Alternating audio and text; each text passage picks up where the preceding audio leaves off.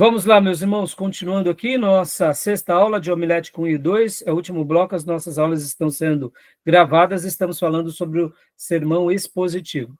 Vocês viram, irmãos, eu dei um exemplo aqui, aleatório, né, para ensinar vocês que sempre o expositivo vai ser muito mais vantajoso por tudo isso que nós lemos aqui e por tudo aquilo que os nossos livros textos trazem, tá bom? O Dr. Chad, naquela mensagem que eu separei aqui para vocês, eu vou ver se eu escaneio e mando depois para vocês. Ele disse assim, eu quero acreditar que essa aqui são palavras dele. Nossa, gente, ele preparou o esboço dele, depois ele escreveu à mão, ó. Nossa, gente precisa ouvir pregação ensopada em Deus. Ó, ensopada. A supremacia de Deus, fundamental. Aí ele cita Isaías 40, 26 e 48, 11. R. Murray McCain diz, não são grandes talentos que Deus se empenha a abençoar, mas há grandes semelhanças a Jesus. Um pregador, sacerdote, é um instrumento na mão de Deus. E aí ele escreve aqui, não dá para entender direito, né, porque é a letra dele, mas eu vou escanear e depois eu vou mandar para você esse esboço. Mas olha só essa frase, pregação ensopada com Deus. Quer uma mensagem mais ensopada do que você ir no texto, ir no contexto, ir no original? Meus irmãos, é literalmente uma mensagem assim. Então vamos continuar aqui lendo, né? Pode ler para nós, Júnior, expositivo, né? A gente leu aqui 1, vantagens, 2. Expositivo 2. Duas ou mais passagens podem compor a base do sermão. Observação. Tomar cuidado com o parágrafo, que é a ideia total, independente do capítulo. Pericope. Ou seja, o que ele quer dizer aqui? Vamos dar um exemplo aqui, a gente acabou de falar do Sermão do Monte. Lucas não vai citar também o Sermão do Monte? Então, de repente, a mesma passagem que você vai utilizar ali em Mateus, você usa também de Lucas. Mas toma cuidado, qual é a ideia do sermão expositivo, irmãos? Por exemplo, que nem a gente está lendo aqui o Sermão do Monte. Joia. Mas você concorda que os primeiros versículos do Sermão do Monte não vai falar sobre as bem-aventuranças? Então, se você for trabalhar sobre o Sermão do Monte, e você vê que o seu tempo, você não vai falar sobre tudo do Sermão do Monte, até porque é possível uma pessoa fazer um sermão baseado em Mateus 5, 6 e 7, mas ele só trazer o suprassumo disso? É possível? Mas concorda que a pessoa tem que conhecer muito? Então, quando a pessoa for falar sobre um assunto, ele pega aquela passagem que são as bem-aventuranças, como está aqui de Mateus 5, do 1 ao 12, e ela se repete também em Lucas 6, do 20 ao 23. Ou seja, você pode pegar um texto que está dentro de uma ideia, ou dois textos que fazem parte da mesma ideia. É só tomar esse cuidado para não, de repente, vamos dizer assim, já que o outro autor cita isso, mas de repente a ideia foge muito. Sabe aqueles textos que você lê numa porção, lá na outra porção tem muito mais acréscimo, então, de repente, você usa dois textos que a ideia das pessoas pode ficar dispersa. Essa é a recomendação, tá bom? Alguma pergunta, alguma dúvida? Então, continua para nós, Júnior, por gentileza. Só um exemplo, eu citei Mateus, fala da figueira, e citei Marco, que fala também da figueira. Só que Marco tem um acréscimo lá que difere. Fala que não era tempo de figo. Mateus não tem essa preocupação. Então, parabéns. Essa ilustração que você está dando, ela é excelente. Perceba que você, ao buscar no outro texto, a sua ideia ficou mais forte, porque você enriqueceu. Muitas vezes vai acontecer isso, irmãos. Você está lendo um texto, você fala assim, esse texto aqui é o que eu quero usar. Mas lá em Marcos tem algumas palavras que melhoram esse texto. Nenhum problema. Você está sendo fiel ao contexto, você está sendo fiel, porque é a mesma passagem. Tá bom, meus irmãos? Nenhum problema. Continua para nós, Júnior, por gentileza. Expositivo. 3. O principal fator na composição é a unidade. Blackwood. Título: Um jovem no culto. Aqui, no caso, ele já vai dar uma ideia do que é um sermão expositivo, tá bom? Ó, é a unidade dele. Você segue uma unidade. Você está falando sobre um assunto, você segue uma unidade. Então, ó, e aqui essa frase é de Blackwood, né? Leia o título, Júnior. Um jovem no culto, Isaías 6, 1 a 8. A visão de um jovem sobre Deus, a visão de um jovem sobre o pecado, a visão de um jovem sobre a purificação, a visão de um jovem sobre o serviço. Chamado de Isaías, né? O chamado de Isaías. Agora, vamos lá. Deixa eu fazer uma pergunta aqui para vocês. Vamos ver se vocês estão prestando bastante atenção. Que diferença tem esse esboço, que está aqui dentro dos exemplos expositivos, para o esboço temático e para o esboço textual? No primeiro momento. Vocês notam alguma diferença? O temático não, é igualzinho. Mas também eu poderia mostrar que esse sermão estaria dentro do textual, porque ele está baseado num texto, sim, e as divisões dele derivaram-se de um texto. Correto. Ele também é um sermão textual? Sim. Opa, peraí, pastor. Então o senhor está dizendo que o sermão expositivo, ele acaba abraçando, embarcando em cima de todos os outros sermões? Sim. Ele se assemelha em certa medida, porque ele é tão completo que se eu colocar aqui, por exemplo, que esse sermão, esquece que a gente esteja falando agora de sermão expositivo, que esse sermão é um sermão textual, estaria correto? Sim. Estaria correto.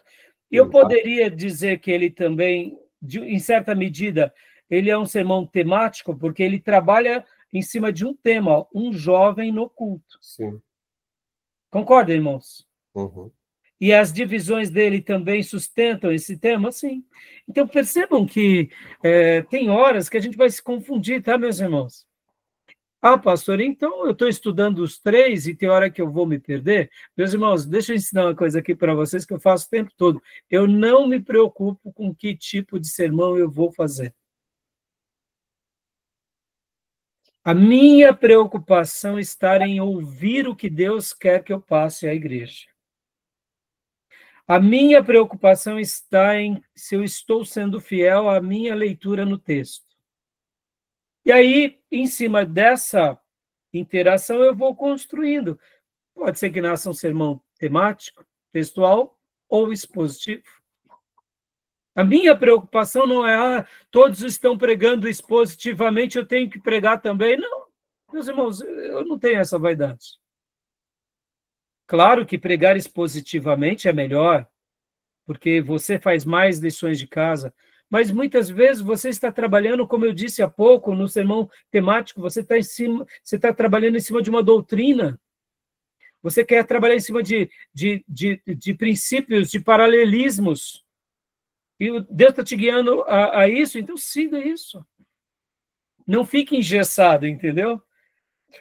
Eu só prego sermãos textual, eu não sei pregar outro. Dê glória a Deus, meu irmão, você não está pregando heresia. Continue sendo fiel ao texto. Está entendendo, meus irmãos? Né? Perceba que aqui, no caso, nesse exemplo, ele se assemelha muito mais a um textual, né? E por que eu falei que ele tinha a característica de ser um temático? Porque ele tem um tema. E esse tema também, ele está subdividido aqui nas divisões, né? Só que então, sobre o tema que foi tratado primeiro, ele não acompanha um texto aí nessa divisão, que lá acompanhava. Ah, sim. Ele só tem um texto principal. Mas você concorda que eu posso pôr aqui esse texto, eu posso pôr esse texto subdividindo aqui? Ah, sim, claro. Estou falando, você vai ter que tratar aí que é mais para ele se tornar um temático, eu não colocaria ele aqui, eu faria a divisão dele aqui, né? Aí, então. Mas você concorda que aí, para ele se tornar mais temático, eu usaria ele aqui e eu usaria outros textos paralelos, né? Então, mas estou falando, se for temático, você usa o texto aqui, mas outros textos paralelos, que fica mais fácil no temático. Agora, assim fica mais difícil. Isso. Aqui, nesse caso, tirando, né, esses detalhes, ele é muito mais textual, né? Textual, exatamente. Agora, olha só que interessante, irmãos. Para ele se tornar aqui, nesse caso, O principal fator é a composição e a unidade. Nesse caso aqui, vamos até tirar aqui o jovem, tá? Vamos colocar aqui o servo, tá? Uhum. Porque o servo no culto, senão, vamos por outro título qualquer, tá? Vamos trabalhar em Isaías 6. Crente no culto. O crente no culto, ou o crente diante de Deus, né?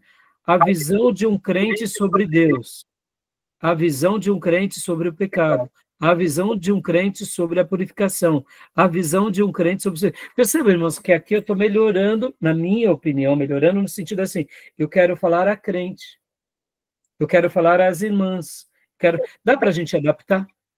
Está entendendo? Essa adaptação também, aí, a gente está pegando o esboço, tá? Mas a gente está fazendo a lição de casa, tá? A gente está orando, tá? Tranquilo, Marcão, fique em paz, viu? Né?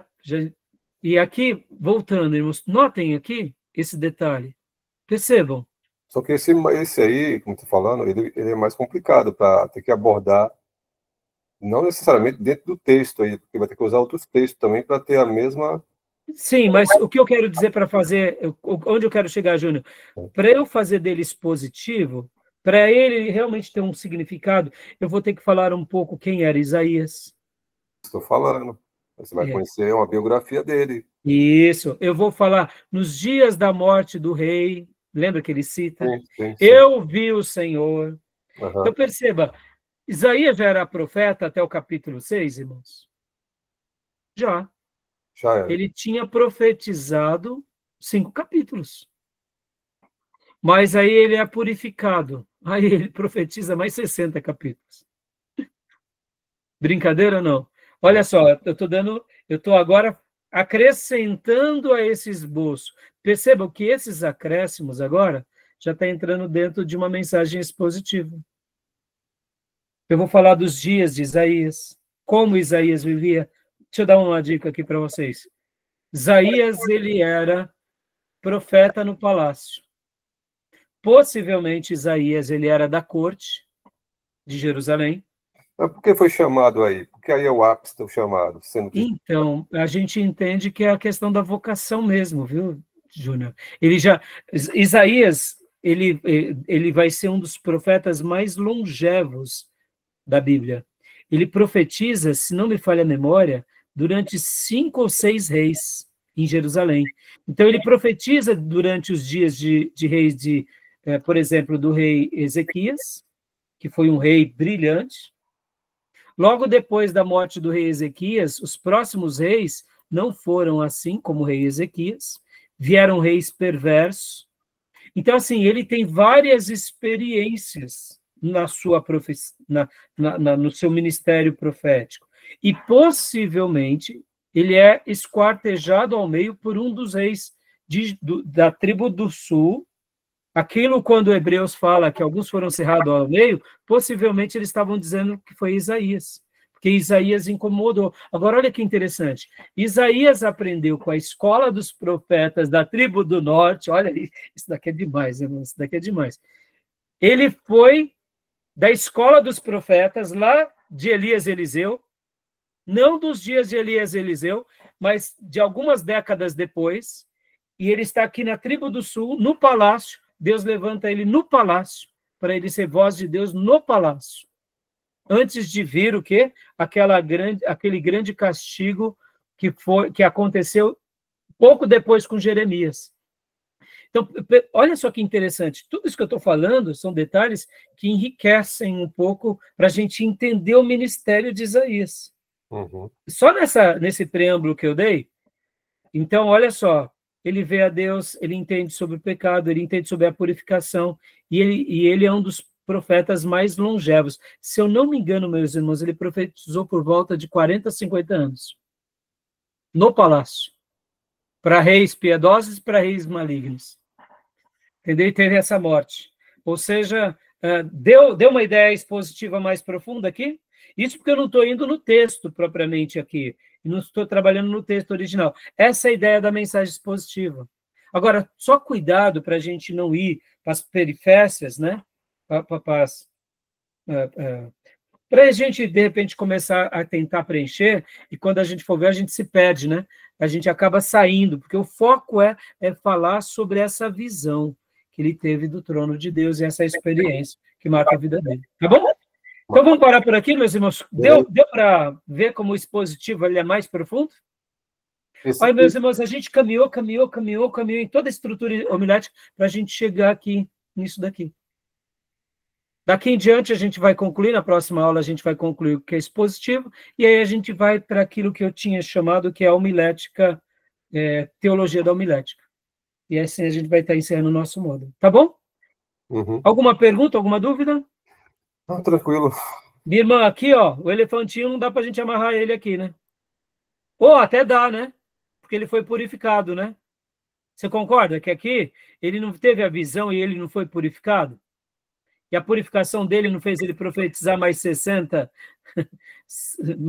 capítulos, né? Então, ele pode ver que ele fala que, Senhor, mas eu vivo no meio de um povo de lábios impuros, eu vou morrer, via Deus eu vou morrer.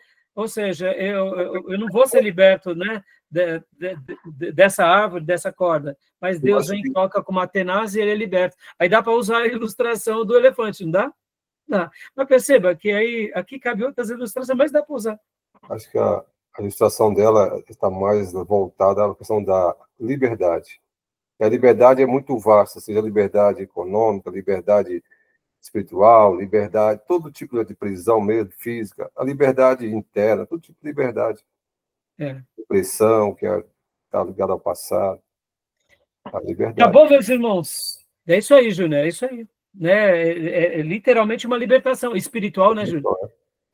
Agora, esse texto que você falou, esse que é mais uma análise, né, de como isso aí, às vezes é fácil a gente abordar, fazer uma biografia de Isaías, ou essas particularidades, mas é difícil.